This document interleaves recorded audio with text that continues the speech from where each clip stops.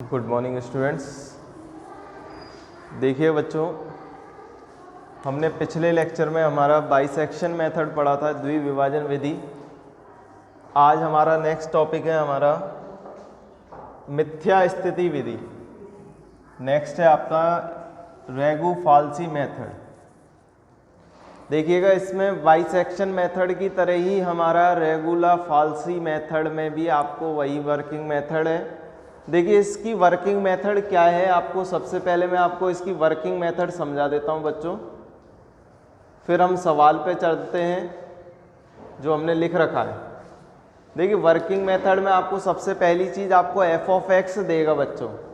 आपको सवाल में एफ ऑफ एक्स कुछ भी दे सकता है, उसका हमें क्या ज्ञात करना है बच्चों, मूल ज्ञात करने के लिए ये विधि काम में ली जाती है। तो हमें जो बच्चों एफ ऑफ एक्स देगा, तो इस एफ ऑफ एक्स के लिए हमें इंटरवल देगा। आपको इंटरवल दे दिया ए से बी, आपको इंटरवल दे दिया ए से बी में आपको क्या ज्ञात करना है, आपको उसका मूल ज्ञात करना है। देखिएगा बच्चों, अगर किसी सवाल में हमें इंटरवल नहीं देता है ना, तो उस स्थिति में हमें जैसे सपोज कीजिए एफ ऑफ एक्स बराबर में एक्स की घात 6 माइनस एक्स की घात 4 माइनस एक्स क्यूब माइनस 3 बराबर 0 ये दिया हुआ है फलन। तो अगर हमसे कहता नहीं है ना कि 1 या 2 के मध्य मूल ज्ञात करो या 1 जैसे सवाल देखते हैं, तो मिथ्या स्थिति विधि द्वारा समीकरण का 1.5 तथा 1.6 के मध्य वाला वास्तविक मूल ज्ञात करना है बच्चों। तो यहाँ पर आपको वास्तविक मूल किसके मध्य ज्ञात करना है, इन दोनों बिंदुओं के मध्य, यानी इन दोनों पॉइंट यानी ए और बी के मध्य। तो यहाँ आपको संख्या दे रखी है, लेकिन अगर किसी सवाल में आपको ए और बी नहीं दे, तो उस स्थिति में आप एक्स के स्थान पर 1 रखेंगे। तो 1 रखने पर जब हम चेक करते हैं तो कितना आएगा, 1 माइनस 1 माइनस 1 माइनस 3 आ गया बच्चों। तो यहाँ से हमारा कितना आ जाएगा, माइनस के 4 आ जाएगा बच्चों। नेक्स्ट हम जब 2 रखेंगे बच्चों, तो 2 रखने पर जो वैल्यू आएगी उस पर वैल्यू को चेक करेंगे, और उस वैल्यू पर अगर ये संख्या क्या आती है बच्चों, पॉजिटिव आती है, तो उस स्थिति में हमारा मूल किस किस के बीच में होगा, 1 और 2 के मध्य होगा। क्योंकि बाइसेक्शन मेथड में भी हमने यही पढ़ा था कि एक वैल्यू क्या आनी चाहिए बच्चों, पॉजिटिव आनी चाहिए, और एक वैल्यू क्या आनी चाहिए, नेगेटिव आनी चाहिए। तो यहाँ से हमें क्या सीखने को मिलता है कि अगर आपका एक मान अगर नेगेटिव आ जाए, सपोज कीजिए ऊपर वाला मान नेगेटिव आ जाए, सपोज कीजिए वाला मान भी मेरा नेगेटिव आ जाता, यानी F2 का मान भी बच्चों मेरा क्या आ जाता है, F2 का मान भी नेगेटिव आ जाता, तो मैं ये नहीं कहता कि 1 और 2 के मध्य मूल स्थित होगा। फिर मैं चेक करता है F3 पर, किस पर चेक करता बच्चों, मैं F3 पर चेक करता, और F3 पर सपोज कीजिए मेरा मान कितना आ गया बच्चों, पॉजिटिव आ गया। तो आप क्या कहते हैं बच्चों, जो मूल होगा वो मूल किसके मध्य स्थित होगा, 2 से 3 के मध्य स्थित होगा। यानी हमारे पास मूल का गुणधर्म यही कहता है, यानी इसकी वर्किंग मेथड यही कहती है कि अगर आपका एक मूल क्या आ जाए, पॉजिटिव आ जाए, यानी एक बिंदु पर मान कितना आ जाए, उसका पॉजिटिव आ जाए बच्चों, यानी हम क्या कह रहे हैं इसकी विधि में कि हमारा एफ ऑफ एक्स है, विधि सेम है सबकी बाइसेक्शन की, और इसकी बस फॉर्मूला चेंज है बच्चों।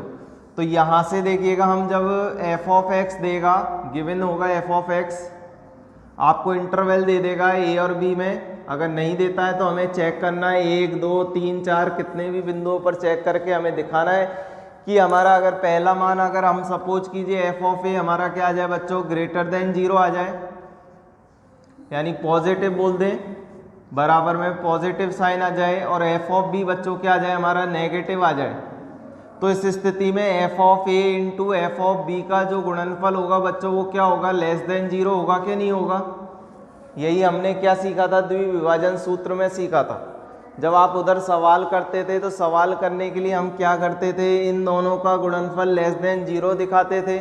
जब हम कहते थे कि सबकी ये जो मूल होगा वो मूल ए और बी के मध्य लाई करेगा, और ए और बी के मध्य लाई करेगा, तो हम क्या निकालते थे बच्चों, प्रथम सन्निकटन मान निकालते थे।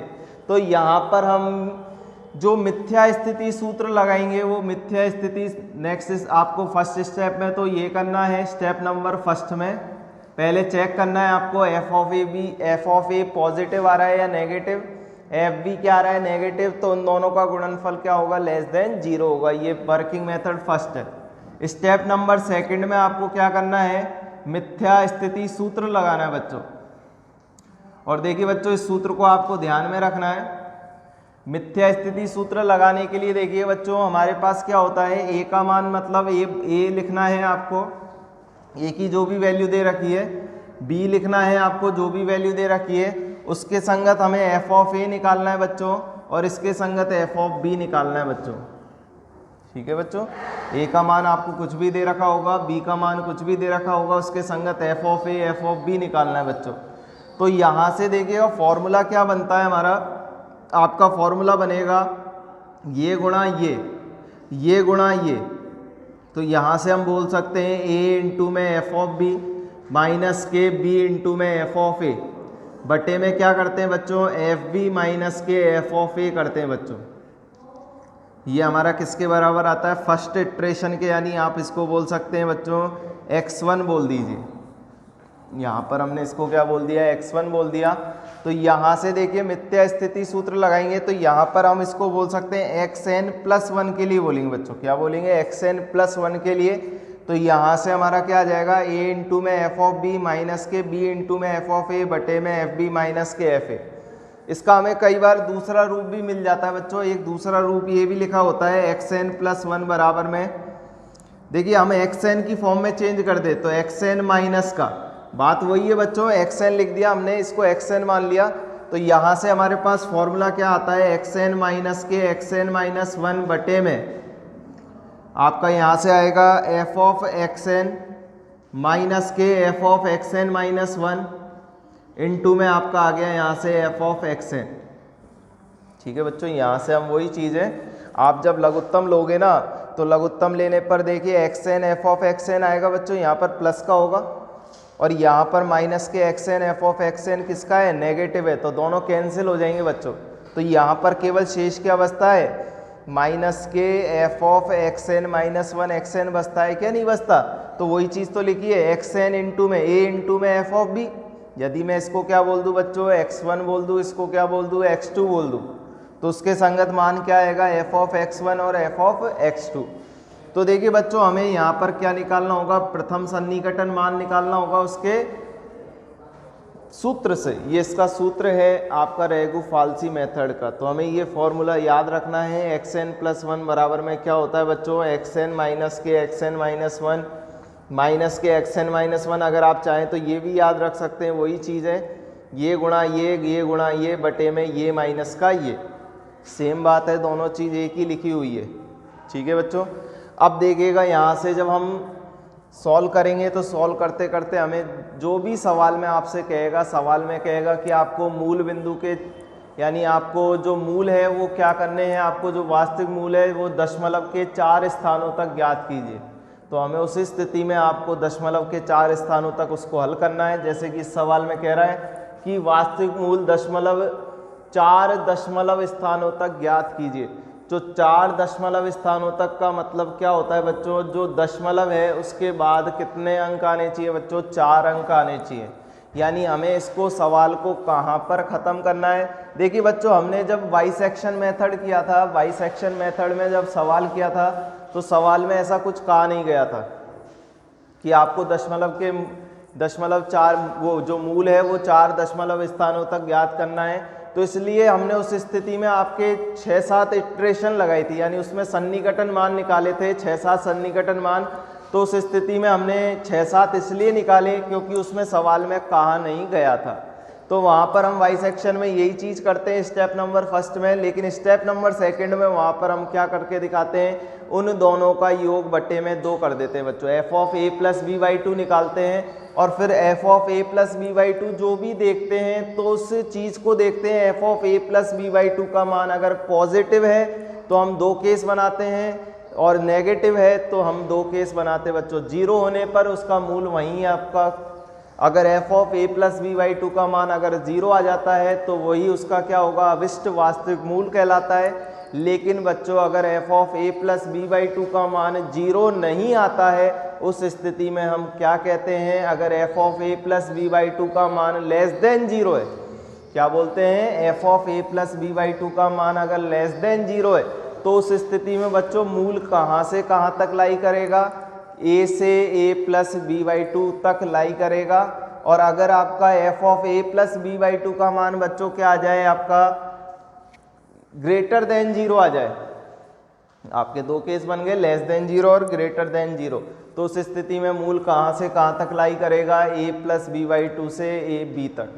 तो यही चीज़ हमने क्या सीखी थी बाइसेक्शन में, बस मिथ्या स्थिति में आपको ये चीज़ करनी है, उसके करस्पॉन्डिंग ए और बी की वैल्यू निकालनी है, फिर आपको क्रॉस मल्टीप्लाई करके फॉर्मूले में मान रखना है और जितना आपसे सवाल कहेगा उसको हमें चलना है।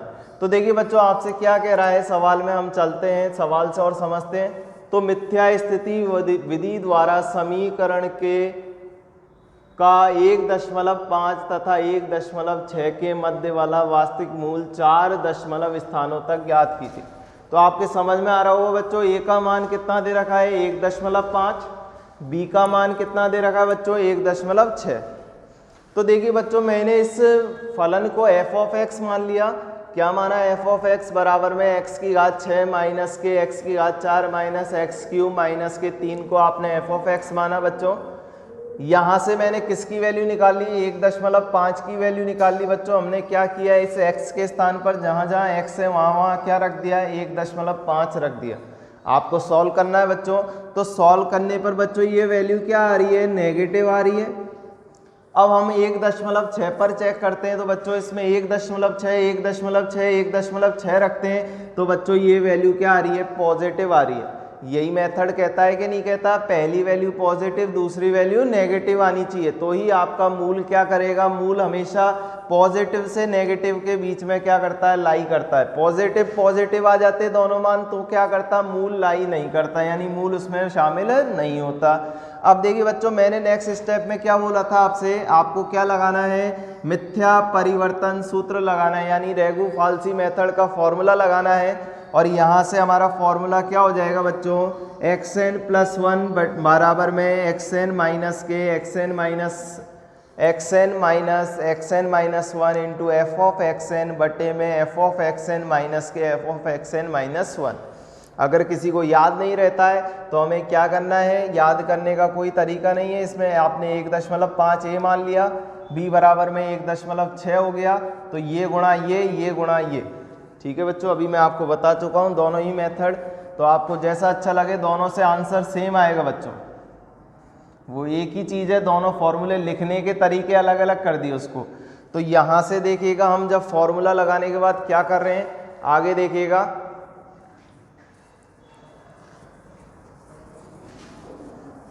हम क्या करेंगे, अब फॉर्मूले में मान रखेंगे बच्चों, और मान रखने के लिए हमें यहाँ पर क्या करना होगा, देखिएगा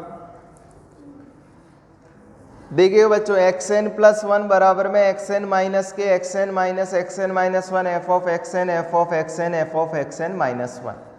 देखिए बच्चों हमें यहाँ पर ये वैल्यू क्या दे रखी है, x1 मानी है हमने, यहाँ लिख देते हैं x1 बराबर में 1.5 माना है और x2 बराबर में 1.6 माना है। a और b की जगह हमने बच्चों x1 x2 ले लिए। तो यहाँ से देखिएगा बच्चों मैं अगर x1 रखता हूँ तो ये वाली वैल्यू तो क्या हो जाएगी, x1 हो जाएगी।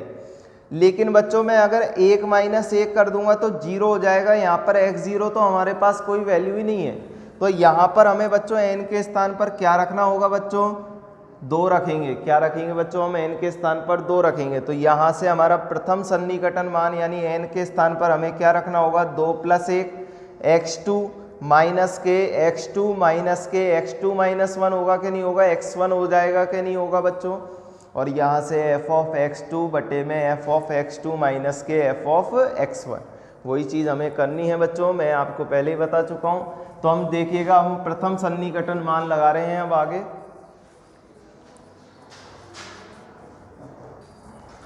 देखिए बच्चों हम प्रथम सन्निकटन मान लगाते हैं, तो n के स्थान पर जब 2 रख रहे हैं, x1 का मतलब 1.5, x2 का मतलब ये, एफ ऑफ x1 का मतलब आपने मान निकाला हुआ था शुरू में, वो वैल्यू नेगेटिव आई थी और ये वैल्यू पॉजिटिव। देखिए बच्चों अब हमने फॉर्मूले में रखा वही चीज़ जमाई है, x3 बराबर में x2 माइनस के x2 minus x1 F of x2 minus F of x1। तो देखिए बच्चों आपने वैल्यूज़ को पुट करा, x2 के स्थान पर 1.6, 1.6 माइनस 1.5, एफ ऑफ x2 का मतलब क्या हो गया बच्चों, मैंने आपसे बोला था ये गुणा ये और ये गुणा ये होता है, तो यहाँ पर x2 इंटू में ये हो रहा है 3.128। बच्चों देखिए वही लघुत्तम लेने पर मैं अगर इसको लिखता हूँ ना इस तरीके से, आप लघुत्तम लीजिए, तो लघुत्तम लेने पर क्या बनेगा, x2 एफ ऑफ x2, देखिएगा माइनस के x2 एफ ऑफ x1, ठीक है बच्चों, यहाँ से क्या आ जाएगा माइनस के x2 एफ ऑफ x2 आएगा, और माइनस माइनस क्या हो जाएगा, प्लस हो जाएगा बच्चों, तो यहाँ से क्या आ जाएगा x1 एफ ऑफ x2 आ जाएगा बच्चों, और बटे में आपका एफ ऑफ x2 माइनस के एफ ऑफ x1 बच गया क्या नहीं बच गया बच्चों। तो यहाँ से देखिएगा आपका x2 एफ ऑफ x2 से ये x2 F of x2 cancel हो रहा है, तो यहाँ पर देखिए x1 का किससे गुणा हो रहा है, एफ ऑफ x2 से, और यहाँ पर x2 का किससे गुणा हो रहा है बच्चों, एफ ऑफ x1 से। देखिएगा वही चीज़ हमने लिखी है, तो यही चीज़ हमें लिखनी है, आपको मैं बार बार बता चुका हूँ, अगर फॉर्मूला याद भी नहीं रहता है तो हमें ये गुणा ये गुणा ये बटे में ये माइनस का ये करना है बच्चों, ठीक है बच्चों। तो क्योंकि वही चीज़ लिखी हुई है, इसको अगर मैं आगे लिखता हूँ तो ये लिखूंगा x1 F of x2 minus के x2 एफ ऑफ x1 बटे में कितना आ जाएगा, एफ ऑफ x2 माइनस के एफ ऑफ x1। तो फॉर्मूला याद भी नहीं रहे तो हमें ये बराबर में किसके होता है, xn प्लस 1 के, दोनों बात एक ही है, ठीक है बच्चों। देखिएगा यहाँ से जब हम सॉल्व करते हैं, आगे कैलकुलेशन है, आपको कैलकुलेटर की सहायता से सॉल्व करना है, तो ये वैल्यू बच्चों मेरे पास 1.502 आ रही है, और इसके बाद देखिएगा दशमलव के बाद कितने अंक आ रहे हैं, 3 अंक आ रहे हैं। तो अभी हमें आगे और भी एक और सन्निकटन लगाना होगा बच्चों, क्योंकि हमें सवाल में क्या कह रहा है, जो वास्तविक मूल है वो दशमलव के कितने स्थानों तक निकालना है बच्चों, 4 स्थानों तक। तो देखिए आगे निकालने के लिए देखिए हम क्या बोलेंगे कि f ऑफ x3 कितना आएगा बच्चों, x3 को चेक करना है, इसको फलन पर मान रखना है, f ऑफ x में रखेंगे, जो आपको f ऑफ x कितना दे रखा है, x की घात 6 माइनस x की घात 4 माइनस x की घात 3 माइनस 3 में हम ये मान रखेंगे बच्चों 1.502 रखेंगे। तो देखिए बच्चों ये मान रखने पर ये वैल्यू क्या आ रही है बच्चों, पॉजिटिव आ रही है, क्या आ रही है, पॉजिटिव। तो जब इसमें ये मान रख रहे हैं तो ये वैल्यू हमारे पास पॉजिटिव आ रही है, तो बच्चों मैंने आपको पहले बता चुका हूँ, अगर ये मान अगर पॉजिटिव आता है तो मूल कहाँ से कहाँ तक स्थित होगा। अब मूल आपका स्थित होगा किस किस के बीच में, क्योंकि आपने 1.5 रखा था तो वह वैल्यू क्या आई थी, नेगेटिव आई थी। 1.5 रखा था तो वैल्यू क्या आई थी, नेगेटिव आई थी, क्या नहीं आई थी। तो हमारा मूल कहाँ से कहाँ तक बीच में स्थित होगा, 1.5 से 1 कहाँ तक होगा, 1.502 के मध्य स्थित होगा। तो यही चीज़ हमें करनी है यहाँ पर। आगे हम क्या बोलेंगे, यही चीज़ हम बाइसेक्शन में बोलते थे बच्चों, क्या बोलते थे द्विविभाजन विधि में, कि अगर वैल्यू पॉजिटिव आ जाती थी, अगर वैल्यू यहाँ पॉजिटिव आ जाती थी तो वो मूल कहाँ से कहाँ तक स्थित होता था, कहाँ से स्थित होता था, a प्लस b/2 के मध्य लाई करता था बच्चों। तो यहाँ पर हम वही चीज़ कह रहे हैं कि अगर x3 की वैल्यू पॉजिटिव आ गई तो मूल कहाँ से कहाँ तक होगा, हमें ध्यान रखना है एक वैल्यू नेगेटिव और एक वैल्यू क्या लेनी है, पॉजिटिव, तो ही मूल हमारा उन दोनों के बीच में स्थित होगा। यही चीज़ें सब कहेंगे, आप आगे पढ़ेंगे पुनरावृत्ति विधि नेक्स्ट हमारी, तो उसमें भी हमें यही चीज़ देखनी है। आगे पढ़ेंगे न्यूटन रेफसन मेथड। बच्चों बस यही हो गया इनसे, आपकी मेथड को छोटा करने का ये विधि है, यानी मूल के अधिक नज़दीक पहुंचने के लिए उन्होंने द्विविभाजन विधि से बेटर मेथड कौन सा है आपका, रेगु-फाल्सी मेथड, और रेगु-फाल्सी मेथड से सबसे बेटर मेथड कौन सा है बच्चों, न्यूटन रेफसन मेथड। यानी आपको जो तुरंत हमें मूल ज्ञात करना है और मूल को सही ढंग से आपको मूल के नज़दीक पहुंचना है, तो उसके लिए हम कौन सी विधि लेते हैं, सबसे एक्यूरेट विधि है न्यूटन रेफसन मेथड। क्योंकि बाइसेक्शन मेथड में जब बच्चों हमने सवाल किया था तो उसमें बहुत सारे सन्निकटन लगाए थे। तो यहाँ पर देखिए अब जब x3 की वैल्यू निकाली तो बच्चों कितनी आ रही है, पॉजिटिव, तो हम क्या कहेंगे, जो मूल होगा बच्चों किस किस के मध्य लाई करेगा, क्योंकि 1.5 की वैल्यू क्या आ रही है, माइनस के 0.047 आ रही है, तो मूल कहाँ से कहाँ तक होगा, 1.5 से 1.502 के मध्य स्थित होगा। अब देखिए बच्चों, हमें नेक्स्ट इटरेशन लगाना है। इटरेशन यानी प्रथम हो गया सन्निकटन मान, तो द्वितीय सन्निकटन लगाने के लिए बच्चों मैं n के स्थान पर क्या रख दूंगा, 3 रख दूंगा। और आपकी नेक्स्ट जो x2 होगा बच्चों, x2 कितना बनेगा बच्चों, इसमें x2 कितना हो जाएगा 1.5 और x3 कितना हो जाएगा बच्चों 1.502। तो यहाँ पर देखिए हम क्या कर रहे हैं, नेक्स्ट इटरेशन नंबर सेकंड में देखिए बच्चों, इटरेशन नंबर सेकंड में हमने क्या किया, द्वितीय सन्निकटन में n का मान 3 रखा, x2 1.5 हो गया, x3 1.502 हो गया। उसके संगत हमने नंबर 3 रखा, 3 रखने पर x2 बराबर में 1.5 हो गया, x3 बराबर में 1.502 हो गया। इसके संगत f ऑफ x2 बच्चों ये आ रहा है, f ऑफ x3 ये आ रहा है। तो देखिए बच्चों, हमें क्या करना है, वही आपको ये गुणा ये गुणा ये माइनस का ये कर देना है। ये किसके बराबर होगा बच्चों, x4 के बराबर होगा। तो यहाँ से हमारा क्या आएगा, x4 बराबर में x3 माइनस के x3 माइनस x2 बटे में f of x3 minus f of x2 और गुणा में क्या आ जाएगा, f ऑफ x3। आप सारे मान जमाएंगे बच्चों इसमें, और मानों को जमाने के बाद देखेंगे x4 की वैल्यू क्या आएगी बच्चों, 1.5018। तो देखिए दशमलव के बाद कितने अंक आ रहे हैं, 1 2 3 4 आ रहे हैं कि नहीं आ रहे। तो यहीं तक हमसे सवाल कह रहा है कि दशमलव के जो मूल है वो मूल 4 दशमलव स्थानों तक, 4 दशमलव स्थानों का मतलब दशमलव के बाद कितने अंक आने चाहिए बच्चों, 4 अंक। तो यहाँ पर हमारा क्या हो जाएगा, ये इसका अब हम f ऑफ x4 चेक कर लेंगे बच्चों। f ऑफ x4 चेक करते हैं, तो देखिए f ऑफ x4 चेक करने पर देखिए वो वैल्यू इस पर मान, देखिए इस पर जब हम ये मान इस फलन में रखते हैं, किस फलन में बच्चों, हमें इसका ही तो मूल चाहिए, किस पर, कि f ऑफ x बराबर में x की घात 6 माइनस के x की घात 4 माइनस x की घात 3 बराबर माइनस के 3। क्योंकि देखिए बच्चों में मूल, समीकरण के मूल क्या होते हैं, समीकरण के मूल वह होते हैं जो x का वह मान, x का ये मान आ रहा है बच्चों, x का वह मान जो समीकरण को क्या करे बच्चों, संतुष्ट करे। यानी मेरे पास 1.5 से 1.6 के मध्य में एक ऐसी संख्या आ गई बच्चों 1.5018। x का वह मान जो समीकरण के क्या कहते हैं, मूल की डेफिनेशन, x का वह मान जो समीकरण को क्या करे, संतुष्ट करता है। संतुष्ट करने का मतलब क्या हो गया बच्चों, मैं जब 1.5018 इस समीकरण में रखता हूं ना बच्चों, तो वो 0 के बहुत ही नज़दीक है, देखिएगा, क्योंकि समीकरण को संतुष्ट करने का मतलब क्या है, 0 आना चाहिए कि नहीं आना चाहिए। तो यहाँ पर समीकरण को संतुष्ट करने का मतलब यह है कि जब मैं इसमें 1.50818 रखता हूँ तो वो वैल्यू कितनी निकल के आती है बच्चों, माइनस के 0.001 आती है, यानी वो 0 के बहुत ही नज़दीक है बच्चों, यानी एक्यूरेट वैल्यू आ गई हमारे पास। एक्यूरेट से मतलब है हम ये नहीं कह रहे कि 0 आ रहा है पूरा प्रॉपर, यहाँ पर हम 0 नहीं कह रहे, लेकिन 0 के नज़दीक पहुँच गए बच्चों। अगर हमारे पास ऐसे दशमलव वाले अंकों के बीच में आ जाता है तो हम इस तरीके से कहेंगे कि ये जो मान है, ये मान जो आया है, जो ही मान क्या हो गया, इसका वास्तविक मूल होगा। इस तरीके से हमें बच्चों इस विधि से हमें सवाल करना है। ये सबसे बेटर विधि है, सवालों को करना आना चाहिए हमें सवाल, क्योंकि परीक्षाओं में आपसे पूछे जाते हैं।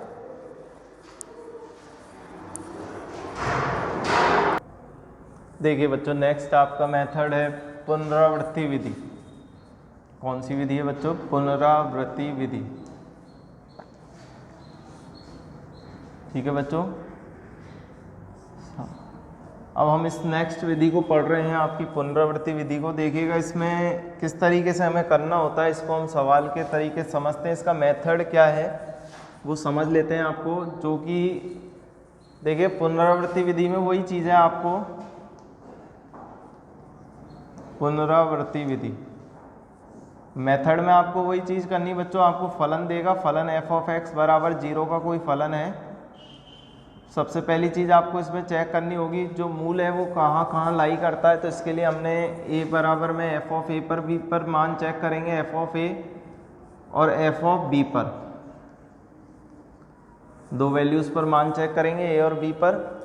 तो अगर हमारा a और b पर मान सपोज कीजिए इस पर मान आपका पॉजिटिव आ जाए, और इस पर मान क्या आ जाए नेगेटिव, तो इस स्थिति में एफ ऑफ ए और एफ ऑफ बी का जो गुणनफल होगा वो बच्चों क्या होगा, लेस देन 0 होगा।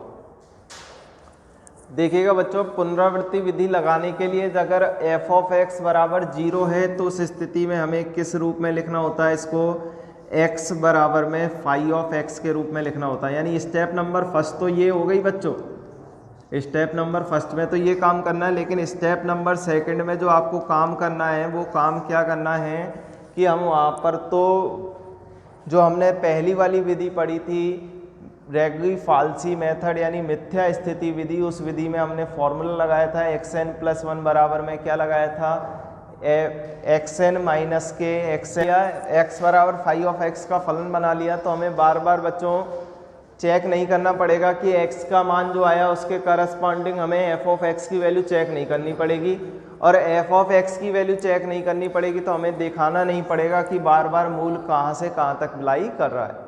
तो देखिए इस विधि का यही बेनिफिट है कि हमें बार बार f ऑफ x चेक नहीं करना है, और एक बार में आपको x बराबर फाई ऑफ x का फलन बनाकर हमें बार बार इटरेशन लगानी है। इटरेशन जब तक लगानी है जब तक कि हमें इस तरीके से इटरेशन लगानी है कि x1, x2, x3, x4 हमने क्या मान लेंगे, उत्तरोत्तर मान लेंगे बच्चों। पहला मान लिया मैंने x1 हो गया, दूसरा x2 हो गया, सन्निकटन मान, तीसरा x3 हो गया। और बच्चों में जब तक इस मानों को जब तक हम निकालते हैं यानी पुनरावृत्ति विधि में हम जब तक इन मानों को निकालते हैं जब तक कि दशमलव के 4 स्थानों तक मान समान नहीं आ जाए बच्चों। अभी हम सवाल मैं आपको समझाऊंगा कि सवाल में हम जब इटरेशन लगाएंगे यानी पुनरावृत्ति विधि में आप प्रथम सन्निकटन, द्वितीय सन्निकटन, तृतीय, चतुर्थ, पंचम, षष्टम, सप्तम जितनी भी आप लगाते हैं उनमें आपको पता। देखिएगा अब हम क्या करेंगे, x को फाई ऑफ x के रूप में चेंज करके इटरेशन लगाएंगे, और इटरेशन जब तक लगानी है जब तक कि हमारे दशमलव के 4 स्थानों तक मान बच्चों एक्यूरेट नहीं आ जाए यानी सेम नहीं मिल जाए, जब तक हमें ये इटरेशन लगानी है बच्चों। इसमें बस यही चीज़ें करनी है। अब लेकिन बच्चों आपसे कह दे सवाल में, जैसे कि मुझे इस सवाल में लिख के दे रखा है निम्न समीकरण का एक वास्तविक सूत्र ज्ञात कीजिए, तो यहाँ पर मुझसे कह नहीं रहा है बच्चों कि पुनरावृत्ति सूत्र लगाइए या बाइसेक्शन लगाइए या क्या लगाना है, आपको मिथ्या स्थिति विधि लगानी है। क्योंकि अभी तक हमने 2 विधि पढ़ी हैं, तो आप पहली विधि लगा सकते हैं या दूसरी विधि लगा सकते हैं, लेकिन इसमें बच्चों अंतराल भी नहीं दे रखा है। हमें फलन तो दे दिया x³ + x² - 1 बराबर 0। तो हमें बच्चों इस स्थिति में चेक करना होगा कि हमें कौन सी विधि लगानी है या नहीं लगानी है। तो देखिए बच्चों इस विधि को लगाने के लिए एक मेथड है, इसमें अभिसरण सिद्धांत काम में लेते हैं, अभिसारित करता है ये। अगर आपको ये विधि लगानी होगी तो उसके लिए ये विधि जब अप्लाई करेंगे जबकि जो हमने जो फाई एक्स निकाला है ना बच्चों, इसका जो अवकलन है, इसके अवकलन का जो मान है यानी इसके अवकलन का मान यानी इसका मॉड क्या आना चाहिए बच्चों, 1 से छोटा आना चाहिए। कब लगाएंगे बच्चों ये विधि, हम कब लगाएंगे ये विधि, आपको जब लगानी है यानी पुनरावृत्ति विधि लिख के दे देता ना तो बच्चों हमें ये चीज़ देखनी नहीं पड़ती, और आपसे सवाल में हमें पुनरावृत्ति विधि लिख के नहीं दिया गया है। तो इसके लिए कंडीशन होती है कि जो हमने फाई एक्स जो है, सपोज कीजिए फाई एक्स मेरा 1/x आ जाता बच्चों, तो 1/x का अवकलन क्या हो जाता, -1/x², और -1/x² क्या हो जाता बच्चों, 1 से छोटा। यानी x की वैल्यू में अगर 1 से छोटी रखूँ यानी 2 रखूँ, कुछ भी रखूँ, तो 1/2 का मतलब क्या हो गया बच्चों 0.5, और माइनस के 0.5 यानी आपकी वैल्यू क्या हो गई, मॉड आ रहा है, मॉड के कारण वो क्या हो गया, पॉजिटिव हो गया, माइनस के 0.5, तो 0.5 आएगा बच्चों, और 0.5 का मतलब क्या हो गया, 1 से छोटा। तो ये विधि हमें काम में लेनी है। अब बच्चों देखिए मैं इस सवाल पे आते हैं हम। मैंने सबसे पहले इसको मान लिया, माना एफ ऑफ एक्स बराबर मानते ही हैं हम, लेकिन मैंने आपको थोड़ी देर पहले ही बताया था मिथ्या स्थिति विधि समझाने के लिए, जब मैंने बोला था अगर अंतराल नहीं देता है तो सबसे पहले हम क्या रखेंगे, 0 रखो, 1 रखो, 2 रखो, आपको जो अच्छा लगे वो रखो। तो हमने यहाँ पर सपोज कीजिए बच्चों 0 रखा, क्योंकि सबसे छोटी संख्या हमने 0 रखी। हम ये दशमलव वाली ना लेके हम तो 0 और 1 पर चेक कर रहे हैं बच्चों। 0 रखते हैं तो 0 रखने पर क्या आएगा, 0 + 0 - 1, यानी ये मूल तो क्या आ गया, इस पर मान 0 पर मान नेगेटिव आ गया। अब 1 रखते हैं तो 1 + 1 - 1, 1 से 1 कट जाएगा बच्चों, 1 बचेगा, ये क्या आ गया, पॉजिटिव आ गया। तो हमारा मूल किस किस के बीच में स्थित होगा बच्चों, हमें आइडिया लग गया, 0 और 1 के बीच स्थित होगा। हमने ये शॉर्ट हमने लिया हुआ है। आपके ये सपोज नहीं 2 रखते हो और 3 रखते हो तो 2 और 3 के बीच भी लाई कर सकता है, ऐसा कुछ भी नहीं है। लेकिन हमने यहाँ पर 0 और 1 के मध्य हम दिखा रहे हैं कि इसका जो मूल है वो 0 और 1 के मध्य क्या होगा, स्थित होगा। अब देखिए बच्चों, मूल स्थित हो गया तो मूल स्थित होने पर हमें पुनरावृत्ति विधि तो लगानी है। पुनरावृत्ति विधि लगाने के लिए हमें पहले चेक करना होगा कि ये पुनरावृत्ति विधि को फॉलो कर रहा है क्या नहीं कर रहा है। तो पुनरावृत्ति विधि लगाने के लिए हमें x को किस रूप में बदलना होता है बच्चों, फाई x के रूप में बदलना होता है क्या नहीं होता। यही इसका स्टेप नंबर 2 होती है बच्चों कि x को किसके रूप में बदलिए, फाई ऑफ x के रूप में लिखिए। तो बच्चों देखिए मेरे पास x³ + x² - 1 = 0 फलन दे रखा है। मैंने इन दोनों में से x² कॉमन ले सकता हूँ क्या बच्चों, तो यहाँ पर क्या बचेगा x, यहाँ क्या बचेगा 1, 1 का क्या कर दिया हमने, पक्षांतरण कर दिया। इसका मैंने बच्चों 1 के नीचे भाग दे दिया, 1 में x + 1 हो गया। ये x² के बराबर आ रहा है। हमें किसकी वैल्यू चाहिए बच्चों, x की, और x किसका फलन बन जाएगा, 1 में √x + 1 का। तो ये रूप बच्चों x बराबर फाई ऑफ x का लग रहा है कि नहीं लग रहा। तो यहाँ से हमारे पास x तो ये हो गया, फाई ऑफ x की वैल्यू क्या हो जाएगी बच्चों, 1 में √x + 1। अब लेकिन हम चेक क्या करेंगे बच्चों, पुनरावृत्ति विधि लगानी है नहीं लगानी। और पुनरावृत्ति विधि लगाने के लिए हमें इसका क्या करना होगा बच्चों, अवकलन करना होगा। और इस अवकलन का जो मॉड आएगा वो वैल्यू क्या आनी चाहिए बच्चों, 1 से छोटी आनी चाहिए। तो इसके लिए हम आगे देखिएगा क्या कर रहे हैं, हम क्या करेंगे। देखिए बच्चों, फाई x हमने लिखा है यहाँ से 1 में √1 + x। इसका जब बच्चों हम अवकलन करेंगे तो बताइए 1 में √x का अवकलन क्या होता है, 1/2 √x होता है क्या नहीं होता बच्चों।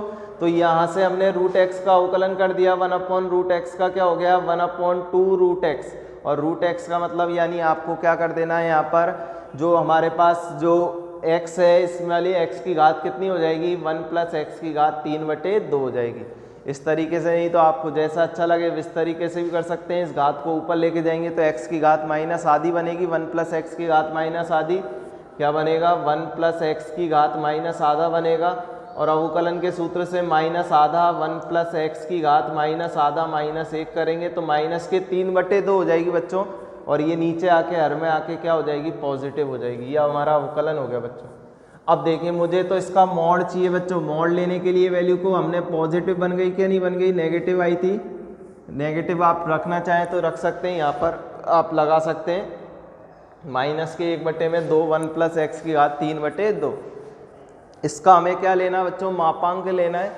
और मापांक लेंगे तो बच्चों क्या आएगा, ये वैल्यू हमारे पास पॉजिटिव निकल के आएगी। मॉड के कारण ये वैल्यू क्या हो जाएगी, नेगेटिव वाला मान क्या हो जाएगा बच्चों, पॉजिटिव हो जाएगा। अब देखिए बच्चों, मैं x का मान यहाँ पर रखते हैं। हमारे पास x का मान बच्चों 1 से बड़ा रखते हो। सपोज कीजिए हम 1 से बड़ा मान रखते हैं। इसमें 1 से बड़ा मान मैं अगर रखता हूँ 2 रखता हूँ, ठीक है बच्चों। तो 2 और 1 3 हो गया, और 3 की घात कितनी हो गई बच्चों, 3/2 हो गई, ठीक है बच्चों। चलिए मैं और सिंपल करने के लिए मैं इसमें 4 रख देता हूँ आपको समझाने के लिए। इसमें 3 और 1 4 रख देता हूँ। x का मान 3 यानी x बराबर में मैं 3 रख रहा हूँ, तो 3 और 1 कितना हो गया, 4 हो गया बच्चों, ठीक है। तो यहाँ पर मेरे पास 1 + x का मतलब 3 + 1 का मतलब 4 की घात 3/2 हो गया। और 4 की घात 3/2 को मतलब ये हो गया क्या, 2 का वर्ग। 4 का वर्ग क्या लिख सकते हैं, 2 का वर्ग लिख सकते हैं क्या नहीं लिख सकते। तो यहाँ से 2 से 2 कट जाएगा, यानी हमारे पास 2 की घात 3 आ जाएगा। 2 की घात 3 का मतलब कितना हो गया बच्चों, 8 हो गया। तो यहाँ से देखिए बच्चों हमें अब इस 8 का गुणा हमें किससे करना है बच्चों, 2 से करना है। तो 8 दूनी कितना हो जाएगा बच्चों, 16। 8 दूनी कितना हो जाएगा बच्चों, 16 हो जाएगा यहाँ से। और 1/16 यानी 1/16 का मान कितना आएगा बच्चों हमारा, 1 से छोटा आएगा या 1 से बड़ा। तो यहाँ पर हम देखते हैं तो 1/16 का मान जो होगा वो क्या आएगा आपका, 1 से बड़ा आएगा बच्चों।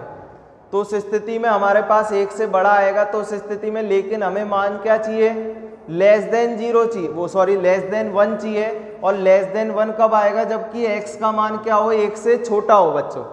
जब x का मान अगर 1 से छोटा होगा तो उस स्थिति में जो ये φ' है इसकी वैल्यू क्या आ जाएगी बच्चों, 1 से छोटी आ जाएगी।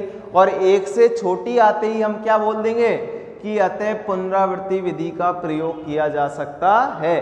तो हम एक पुनरावृत्ति विधि का प्रयोग करेंगे। इसके लिए हम मूल मान लेंगे। मूल का प्रारंभिक सन्निकटन मान क्या ले लेंगे, x1, x2, x3, xn लेंगे। अब देखिए बच्चों, प्रारंभिक सन्निकटन चाहिए होगा। प्रारंभिक का मतलब x0 हमें मानना होगा, और x0 हम क्या ले लेंगे, जो हमारे पास हमने मूल माने 0 और 1 के मध्य कोई भी एक प्रारंभिक सन्निकटन हमने क्या ले लिया, 0 और 1 का आधा ले लिया। यानी 0 और 1 को जोड़ते हैं और उसमें किसका भाग दे दो, 2 का। तो 1/2 का मतलब कितना हो गया बच्चों, 0.5। तो हमने क्या मान लिया इसमें, प्रारंभिक सन्निकटन मान कितना मान लिया, x0 बराबर में 0.5 ले लिया। जब हम x1 निकालेंगे बच्चों, x1 निकालूंगा तो मैं क्या लिखूंगा, फाई ऑफ x0 लिखूंगा। और फाई ऑफ x0 का मतलब क्या हो गया, बराबर में 1 में अंडर रूट में 1 क्या जोड़ना है, 1 में हमें 0.5 जोड़ना है। तो 1 में 0.5 जोड़ेंगे तो 1.5 आएगा बच्चों।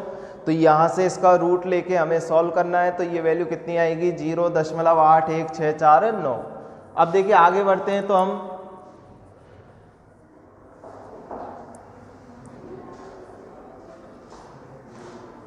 क्या लिखूंगा, x2 बराबर में फाई ऑफ x1 लिखूंगा।